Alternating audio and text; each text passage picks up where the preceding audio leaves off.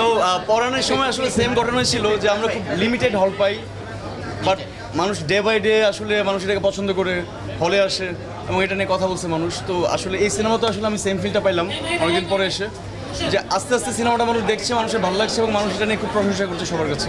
তো আমার মনে হয় এটা কন্টিনিউয়াসলি চলতে থাকলে আমাদের জন্য খুব ভালো, বেটার।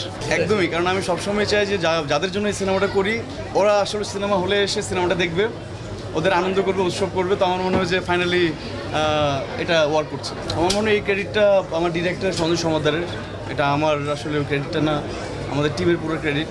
তো আমরা চেষ্টা করেছি এটা ভালো সিনেমা বানানোর, অ্যান্ড ফাইনালি আমার মনে হয় যে দাদাও অনেক হ্যাপি, দাদা এখন অনেক হ্যাপি। দাদা আমাকে 2-3 দিন ঘুমাইতে দেয় না লিটারেলি, যে আসলে কী হচ্ছে না। সো এখন আমরা সবাই হ্যাপি। আমি এর আগেও বলে আসছি যে দাদাকে আমি নিজেও ভাবিনি, শুটিংয়ের পরে আসলে মনে হচ্ছে না হি ইজ এ সেক্সি গায়, ওনাকে আসলে ওনার মতো ফিল্ম মেকারকে আসলে আরও প্রচুর ফ্যাসিলিটি দেওয়া উচিত। উনি আসলে অনেক ফ্যাসিলিটি পাওয়া উচিত, ওনাকে হেল্প করা উচিত। আমার মনে হয় যে ওনাকে যদি আরও হেল্প করা যায়, ওনার সাথে আরও থাকা যায়, উনি আরও ভালো ভালো সিনেমা বানাতে পারবেন ডেফিনেটলি। আমার মনে হয় যেহেতু এখন আস্তে আস্তে দর্শক বাড়ছে এবং অডিয়েন্স হলে আসছে, আমি আশা করবো যে এইভাবে যদি চলতে থাকে আমরা খুব দ্রুত আরও ভালো কিছু হতে বা আমাদের বাড়তে পারে। এই জন্য আমি সবাইকে থ্যাঙ্কস দেবো আসলে আমার প্রডিউসারদেরকে, যারা আসলে আমাকে একটা দারুণ সুযোগ করে দিয়েছেন সিনেমা করার জন্য। অ্যান্ড আমার আসলে তখনই তৃপ্তি লাগে বা ভালো লাগে যখন আসলে আমার সিনেমাটা পাগলের মতো মানুষ দেখে, হলে আসে এবং এটা নিয়ে কথা বলেন।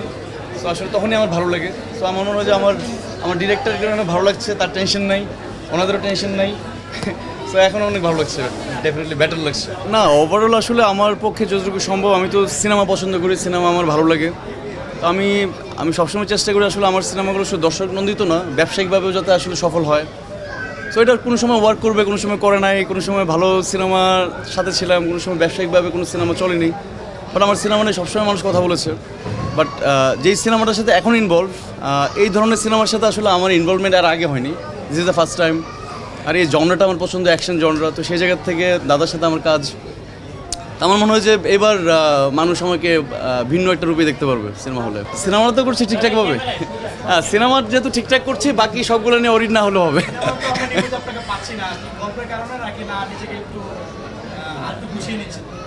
না গুছিয়ে নিচ্ছি না, আমি গোছানোর মধ্যেই আছি। তো এই যে আমি এই যে চলে আসছি আপনাদের কাছে, এখন আপনারা আমাকে যা ইচ্ছা প্রশ্ন করতে পারেন।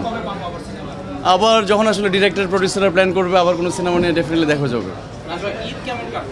ও দারুণ, সিনেমা নিয়ে, ইনসাফ নিয়ে।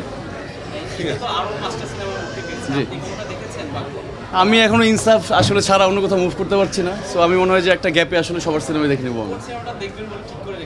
এখনও ঠিক করতে পারিনি, কারণ অনেকের পরিচিত আমার পছন্দের মানুষদের সিনেমা এবার হলে রিলিজ পেলো। তো আমার মনে হয় যে আমি সময় পেলে সবার সিনেমাটা দেখে নেবো।